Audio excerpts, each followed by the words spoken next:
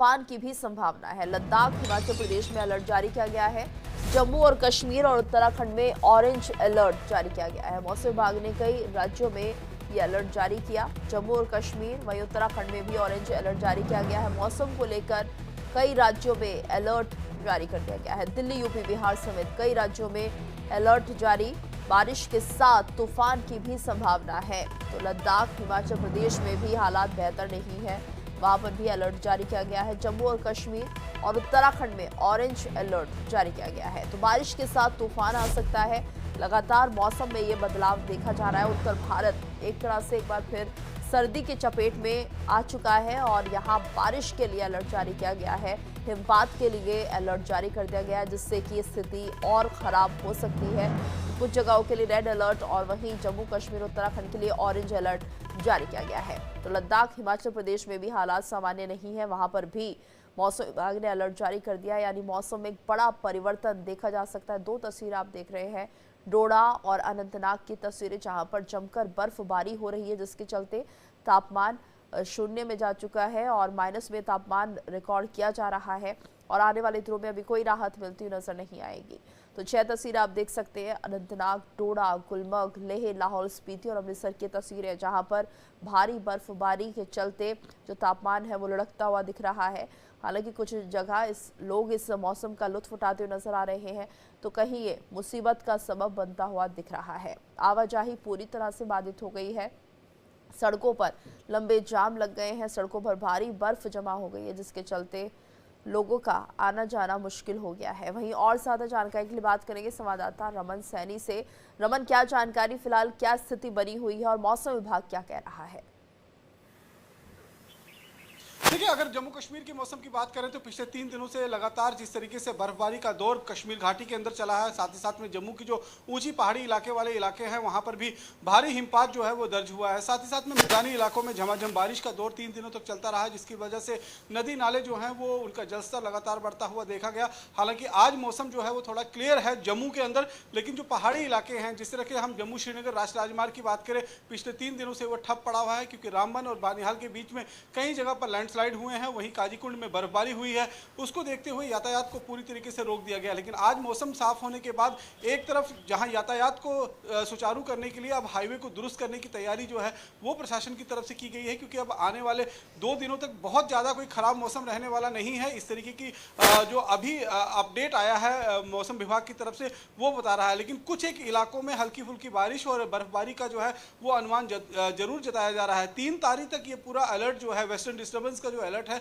वो जारी है। इसीलिए चाहे हम कश्मीर घाटी के उन पहाड़ी इलाकों की बात करें जहां पर हैवी हिमपात, भारी हिमपात जो है वो होता है, या फिर उत्तराखंड और हिमाचल प्रदेश की बात करें तो वहां पर भी ऑरेंज अलर्ट जो है वो बाकायदा जारी किया गया है। सबसे बड़ा खतरा इस समय अगर हम देखें तो कश्मीर घाटी के उन इलाकों में है जहां पर हिमपात ज्यादा हुआ है और जो पहाड़ी इलाके हैं और जहां पर पहाड़ों के नीचे कोई ना कोई बस्ती या कोई गाँव बसा हुआ है, क्योंकि लगातार नवंबर से ही बर्फबारी का दौर जो है वो पहाड़ी इलाकों में देखने को मिल रहा है।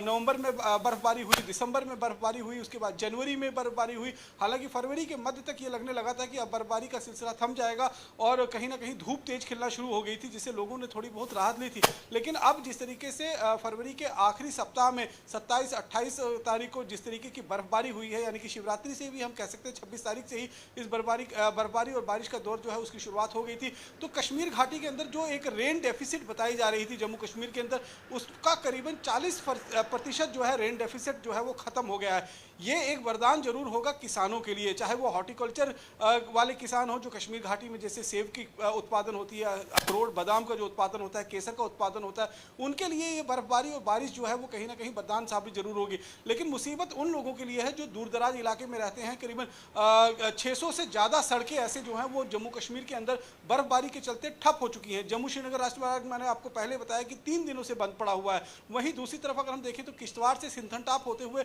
जो अनंतनाग को जाने वाला रास्ता है वो भी पूरी तरीके से ठप पड़ा हुआ है। एक और वैकल्पिक मार्ग है मुगल रोड का, जो पुंछ से होते हुए पीर की गली होकर और फिर शोपियां की तरफ एंटर करके हम कश्मीर घाटी में जाते हैं। वहां पर भी भारी हिमपात हुआ है, तो वो तीनों सड़कें जो हैं फिलहाल बंद है। यानी कि कश्मीर घाटी तक जाने वाली जो लाइफलाइन है वो ठप पड़ी हुई है और उम्मीद जताई जा रही है कि आज शाम तक या कल सुबह तक कोई वैकल्पिक जो है वो वहाँ पर जो इंतजाम करके हाईवे को थोड़ा बहुत खोलने की तैयारी जो है वो की जा सकती है, क्योंकि हजारों की संख्या में गाड़ियाँ जो हैं वो दोनों एंड में, यानी कि जम्मू के एंड में भी और श्रीनगर के एंड में भी फंसी हुई हैं, क्योंकि एकमात्र यही जम्मू श्रीनगर राष्ट्रीय राजमार्ग है जिससे लोग सफर कर जो है वो जाते हैं। कल हमने देखा था कि जो एयरपोर्ट है श्रीनगर का वहाँ पर भी भारी बर्फबारी हुई थी, जिसके बाद कुछ फ्लाइटें रद्द कर दी थी, लेकिन आज जो जानकारी निकल कर आ रही है उसके मुताबिक जो एयरपोर्ट है वो सुचारू हो चुका है, वहाँ से फ्लाइटें जो हैं वो नॉर्मलसी की तरफ आ गई है। तो सिर्फ एक कनेक्टिविटी जो एयरपोर्ट की है, जिनकी एयर ट्रैवलिंग की है, वही एक कनेक्टिविटी अभी फिलहाल कश्मीर घाटी को भारत के साथ जुड़े हुए, बाकी सारे रास्ते जो हैं वो फिलहाल बंद हैं।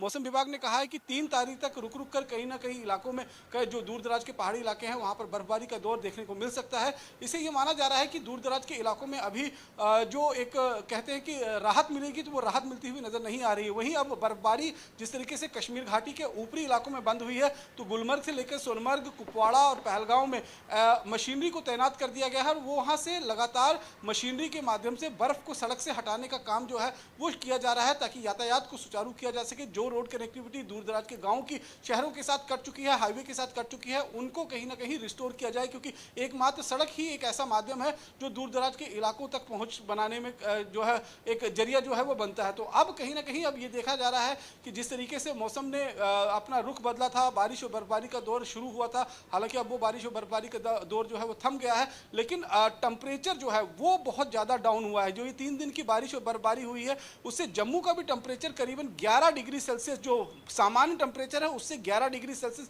नीचे आ चुका है। फरवरी के मध्य में हम देख रहे थे कि ऐसा लग रहा था कि फरवरी में ही गर्मी जैसा एहसास हो रहा है, लेकिन आखिरी सप्ताह में फरवरी में जब ये बारिश और बर्फबारी का दौर शुरुआत हुई तो एक बार फिर ठंडक जो है वो बढ़ गई है और अब जब धूप खिलेगी तो पहाड़ों पर जो बर्फबारी हुई है वहां से हवाएं टकराकर जब मैदानी क्षेत्र में आएंगी तो एक ठंडक जो है वो उसका एहसास जरूर दिलाएंगी। तो ये हम कह सकते हैं कि सर्दी का मौसम अब आने वाले 15 दिनों तक जो है वो और एक्सटेंड हो गया, यानी कि हमें कह सकते हैं 15 मार्च तक जो है वो सर्दी का प्रकोप जम्मू कश्मीर के अंदर देखने को मिलेगा। कश्मीर घाटी में तो वैसे ही माइनस के अंदर टेम्परेचर इस समय चल रहा है और जम्मू में भी जो टेम्परेचर जिस तरीके से लुढ़का है उससे निश्चित रूप में कहीं ना कहीं लोगों को थोड़ी बहुत राहत जो है वो तो रमन ये माना जाए दूसरी तरफ ये परेशानियां भी जो है बदलाव दिख रहा है मौसम में, ये कहीं ना कहीं जलवायु परिवर्तन का एक हिस्सा है और ऐसे में पहले जिस तरह से जो प्रक्रिया होती थी कि फरवरी तक ठंड रहती थी, वो बीच में गर्मी आती है उसके बाद फिर से ठंड शुरू हो जाती है, यानी कुल मिलाकर आने वाले दिनों में अब ठंड बढ़ेगी। देखिए बिल्कुल निश्चित रूप में जिस तरीके से ग्लोबल क्लाइमेट चेंज जो है वो पूरे विश्व के अंदर हो रहा है, उसका असर जो है वो जम्मू कश्मीर में भी देखने को मिल रहा है, नॉर्थ इंडिया में भी देखने को मिल रहा है। अमूमन हम होता ये था कि फरवरी तक जो है यानी कि होली आने तक जो है वो सर्दी का एहसास रहता था और उसके बाद धीरे धीरे जो है लोग जो है वो सर्दी के कपड़े छोड़ देते थे, जैकेट स्वेटर जो है वो पहनना बंद कर देते थे। लेकिन इस बार हमने देखा कि फरवरी के मध्य में ही यानी कि 12-15 फरवरी के बीच में ही ऐसा मौसम आ गया था कि लोग स्वेटर में उनको गर्मी इसी लगनी शुरू हो गई थी, धूप बहुत तेज हो रही थी। तो ये सारी चीजें जो हैं वो क्लाइमेट चेंज के साथ जरूर जुड़ी हुई हैं। मौसम की बात करें तो जितनी बारिश या बर्फबारी मैदानी इलाकों में होनी चाहिए थी सर्दी में वो हुई नहीं थी, इसीलिए काफी ज्यादा रेन डेफिसिट जो है हो गया था। जितने भी मौसम विभाग के वैज्ञानिक हैं या फिर जो जानकार हैं या प्रशासन के लोग हैं वो इस बात को कहने के लिए मजबूर हो गए थे कि देखिए अगर बारिश नहीं हुई, बर्फबारी नहीं हुई तो यहाँ पर आने वाले दिनों में जो गर्मियां होंगी उसमें पानी की किल्लत जो है वो जरूर देखने को मिलेगी। लेकिन ये जो बारिश हुई है उससे 40% रेन डेफिसिट जो है वो खत्म हुआ है जम्मू कश्मीर के अंदर और किसानों के लिए एक बेहतर और अच्छी खबर जो है यही थी, क्योंकि आखिरी में जिस तरीके से अब फसल कटने के लिए तैयार है, गेहूं की फसल जो है वो कटेगी, लेकिन अभी पानी की जरूर रिक्वायरमेंट थी। लेकिन 3 दिनों तक जो बारिश हुई है उससे निश्चित रूप में लोगों ने थोड़ी राहत ली है, किसानों ने जो थोड़ी है वो राहत की सांस जरूर ली है। गीतू बिल्कुल, यानी कि रमन ये माना जाए कि फसलों के लिए ये जो बर्फबारी हुई है या बारिश हो रही है वो बेहतर है। जी हाँ बिल्कुल, फसलों की बात करें क्योंकि गेहूं की फसल जो है अब मार्च के बाद कटना शुरू हो जाएगी, तो उससे पहले एक पानी जरूर चाहिए था और आप सिंचाई नहरों की सिंचाई के माध्यम से या फिर ट्यूबवेल के पंप से जितनी मर्जी सिंचाई के लिए वो पर्याप्त नहीं होता, क्योंकि वो आपका एटमॉस्फेयर उस तरीके से क्रिएट नहीं होता है। जो बारिश होती है उसके पानी से जो सिंचाई होती है वो धीरे धीरे जमीन के अंदर बारिश का पानी जो है वो जाता है और उससे निश्चित रूप में किसानों को फायदा होता है। वहीं दूसरी तरफ जो सेब की फसलें हैं, अभी वहाँ पर सेब के पेड़ों की प्रूनिंग कर दी गई है और जब तक उस प्रूनिंग के बाद उस पेड़ों पर बर्फ नहीं जमती है, बर्फ नहीं गिरती है, तब तक अगली फसल जो आने वाली होती है उसमें कहीं ना कहीं डेफिसिट देखने को मिलता है। लेकिन इस बार अब जिस तरीके से फरवरी में बर्फबारी हुई है तो सभी पेड़ों पर जो है वो जो रिक्वायरमेंट थी बर्फबारी की वो पूरी हो गई है। इसलिए वो प्रशासन अब ये कह रहा है कि 40% रेन डेफिसिट, स्नो डेफिसिट जो मैदानी इलाकों में थे। पहाड़ी इलाकों में तो नवंबर से ही बर्फबारी जो है वो चल रही थी, यानी कि दूर दराज के पहाड़ी इलाके जैसे गुलमर्ग हो गया, सोनमर्ग हो गया, कुपवाड़ा, मैचल सेक्टर हो गया, या फिर पहलगांव का जो अमरनाथ की पहाड़ियों के साथ लगता हुआ इलाका है वहां तो बर्फबारी हो रही थी। लेकिन जो मैदानी रिहायशी इलाके हैं जैसे श्रीनगर हो गया, अनंतनाग हो गया, शोपियां हो गया, पुलवामा हो गया, यहां पर बर्फबारी नहीं हो रही थी। लेकिन ये 3 दिनों तक जो बर्फबारी हुई है इससे निश्चित रूप में किसानों ने राहत की सांस ली है। केसर की फसल अब आने वाले दिनों में अच्छी होगी, इस बात की उम्मीद जताई जा रही है। सेब की फसल अच्छी होगी, साथ ही साथ में अखरोट और बादाम के जो किसान हैं उनके भी चेहरे खिले हुए हैं, क्योंकि उनको अभी तक ये लग रहा था कि अगर बारिश नहीं हुई तो उनका पूरा सीजन जो है वो खराब हो सकता है। लेकिन इस बारिश ने उनके चेहरे पर कहीं ना कहीं एक हंसी जरूर वापस लौटा दी है। बिल्कुल। और रमन, जिस तरह से आप पहले भी बता रहे थे कि यहाँ पर अब बर्फबारी हो गई है, बर्फ जम गई है भारी तादाद में, और ऐसे में जब ये धीरे धीरे पिघलना शुरू करेगी तो ये मानिए कि जो मैदानी इलाके हैं वहाँ पर इसकी जो ठंडक है और जो इसकी जो हवाएं चलेंगी उनसे कहीं ना कहीं एक मौसम में बदलाव बना रहेगा। यानी ठंड का जो असर है वो आने वाले 15-20 दिनों तक जारी रहेगा जब ये बर्फीली हवाएं चलना शुरू होंगी।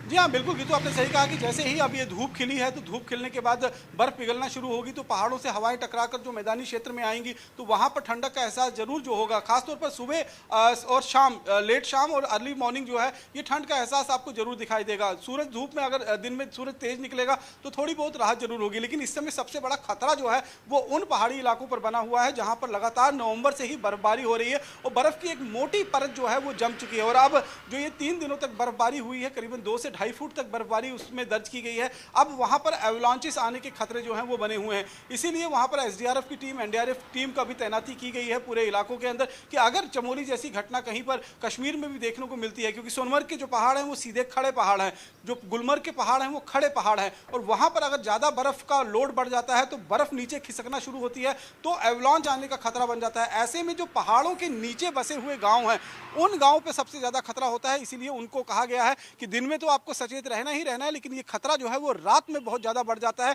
इसलिए रात में आपको सावधानी पूर्वक जो है अपने घरों में रहना होगा। अगर कहीं पर कोई भी आपको आहट लगती है तो आपको तुरंत सेफ प्लेसेस की तरफ जो है वो मूव करना पड़ेगा, क्योंकि अगर रात में आप सोते रहे और एवलांच आकर आपके मकान को, आपके बस्ती को हिट कर गया तो बहुत बड़ा नुकसान जो है वो हो सकता है। जिस तरीके से चमोली में हमने देखा कि जो कंटेनर में जहां मजदूर रुके हुए थे अचानक वहां से बर्फ खिसकी और एवलांच के माध्यम से वो 55 से 57 लोग जो है वो पूरी तरीके से फंस गए थे। तो जम्मू कश्मीर में इस तरीके की कोई बात सामने ना आए उसको लेकर प्रशासन जो है वो पहले से ही एहतियात बरत रहा है और ये कोशिश कर रहा है कि ये जो बर्फबारी हुई है इसका लोग लुत्फ उठाएं, ना कि ये परेशानी का सबब बन जाए। बिल्कुल, धन्यवाद रमन इस पूरी जानकारी।